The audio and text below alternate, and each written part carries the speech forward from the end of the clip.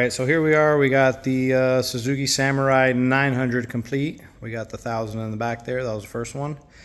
So this is the second one. Was a lot easier, especially when you could just go to that one, look at it, come back to this one. But we did do some stuff different.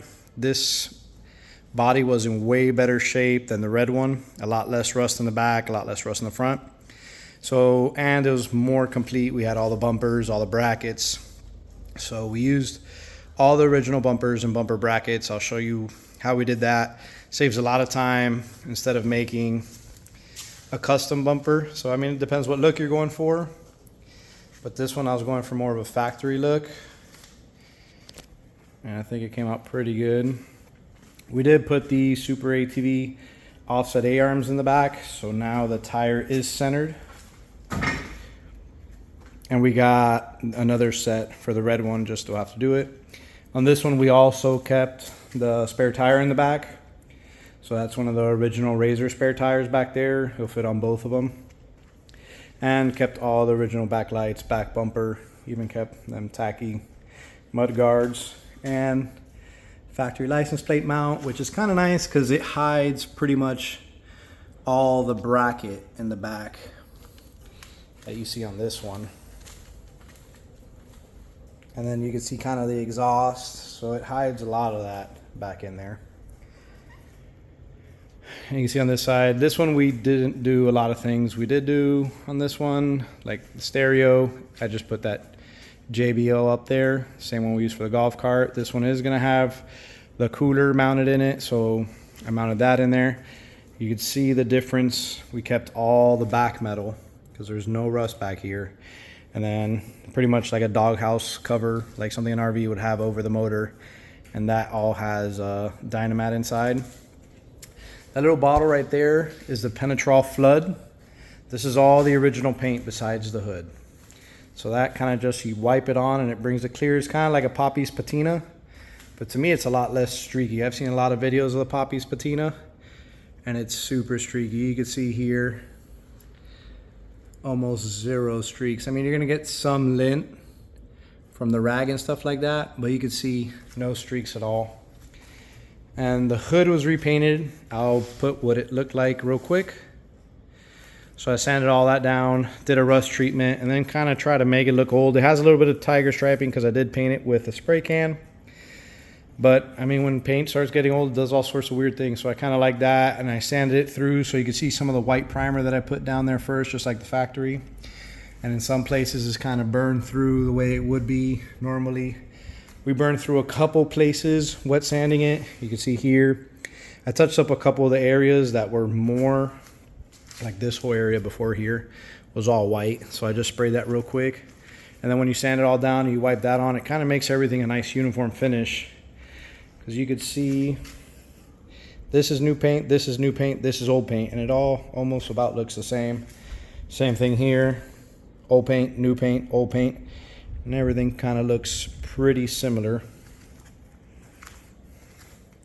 This one I did have to use this aftermarket India grill, which the fitment was horrible, and I hate the way it looks. I think those look way better, but the one this one had was all chopped up, so I couldn't use it.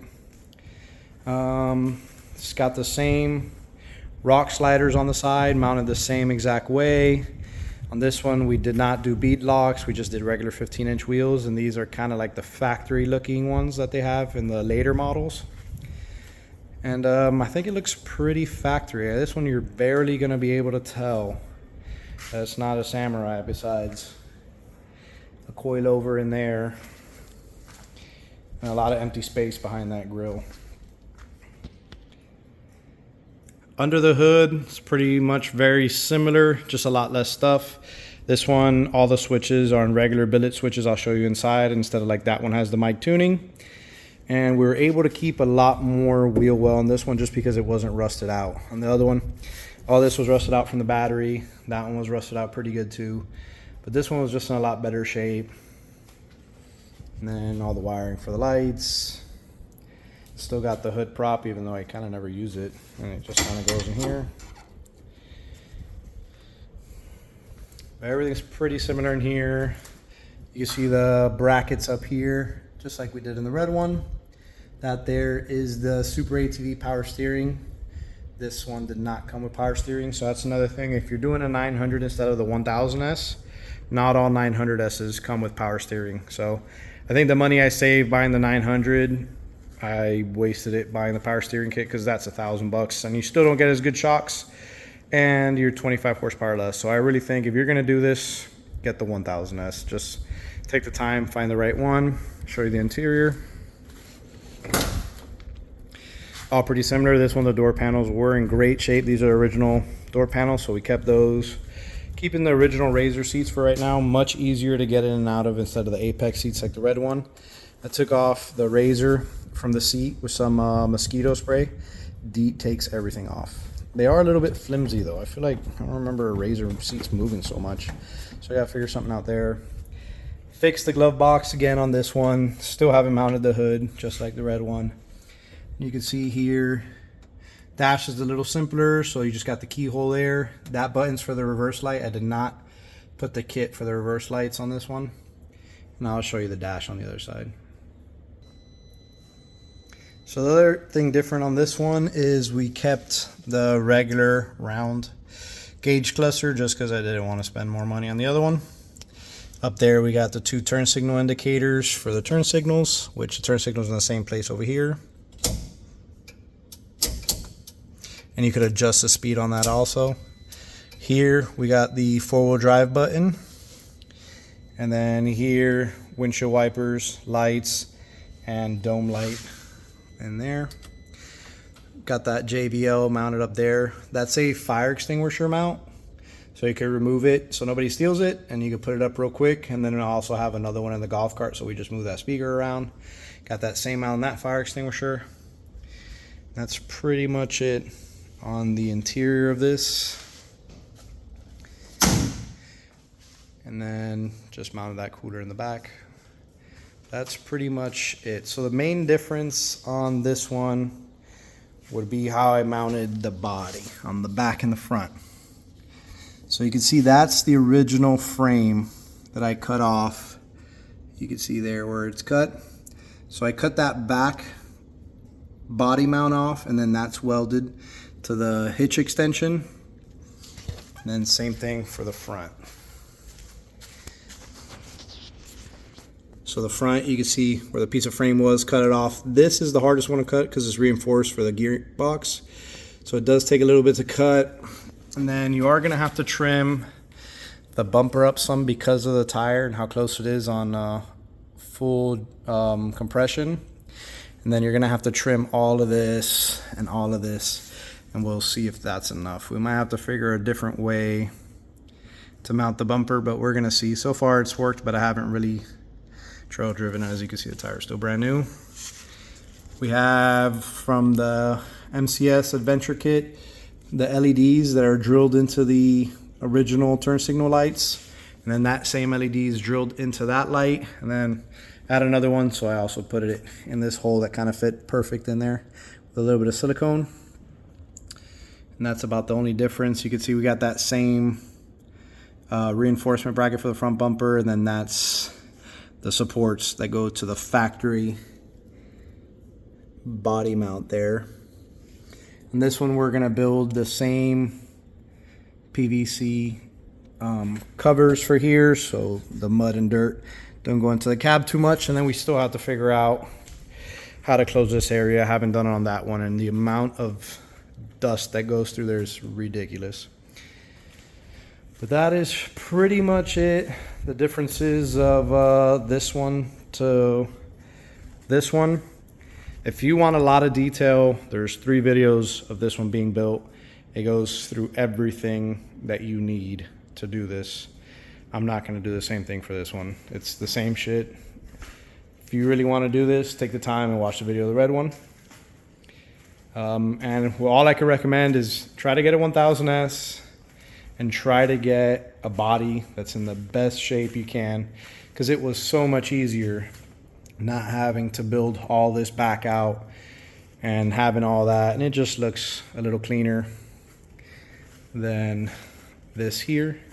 Now I did Herculine the back of this just because I had a little bit of extra from that one, so it does look a little bit better now. But all the framing for this And all the cutting the aluminum pieces to make it look good does take a long time versus having that already all done. And that's pretty much going to be it for this video. We'll do another video comparing the differences from the 900 and the 1000 to see how big of a difference the power is. And then if you guys want to see any specific videos of both of these or whatever, drop a comment, let me know, and we'll make a video with both of them. Alright, so here we got the back with the cover off. And again, this one is different because these weren't rusted out, which these are pretty hard to find without all this area rusted out.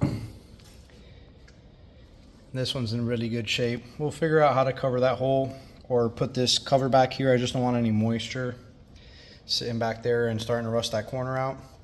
But you can see it's a lot easier when the whole back is still intact because you could use the factory mounts.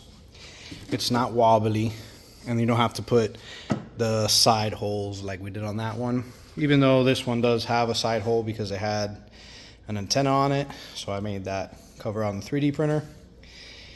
And then these are the brackets that come out of the back of the frame and go down, similar to the other one. This is the bracket in the back, and instead of going all the way to the sides, it stops and then it just holds that back cover on. We're using the factory mounts in the front to screw it on. We just had to make another hole and tap it. Same thing on that side. Got all the harness all tie-up out of the way. You can see the lift kit. We did have to cut out a little bit more for the limit straps because I did have to put the limit straps in. You can see on that side too. And most of that's going to be covered with the cover. And the limit straps were because on full droop, the axles were kind of locking up. And it says you could change the axles out and get rid of it. But I've seen the pain in the ass it is to take the axles out, so I'd rather not mess with it. So that's pretty much it for under the back cover. Also forgot to mention how I mounted the spare tire. So obviously the Razor has a different bolt pattern than the Samurai, and you cannot just hammer out the studs because they're welded, and some of them are inside. So what I did, I got a 1.5 inch wheel spacer because the offset's different. So even if you were allowed to bolt this right onto there, the tire would hit the back. So I got the 1.5 inch wheel spacer. I got 2 Allen screws in 2 of the lug holes there. And the wheel is bolted to the adapter with all 4 screws, so it's on there solid. And I got me a little Suzuki China spare tire cover, which is kind of funky because you could see the knobs. But that's about it. If you like this video, subscribe. Check out some of the other videos I did of the red one, and I also have a video of how I mounted those rock sliders from the TJ Jeep.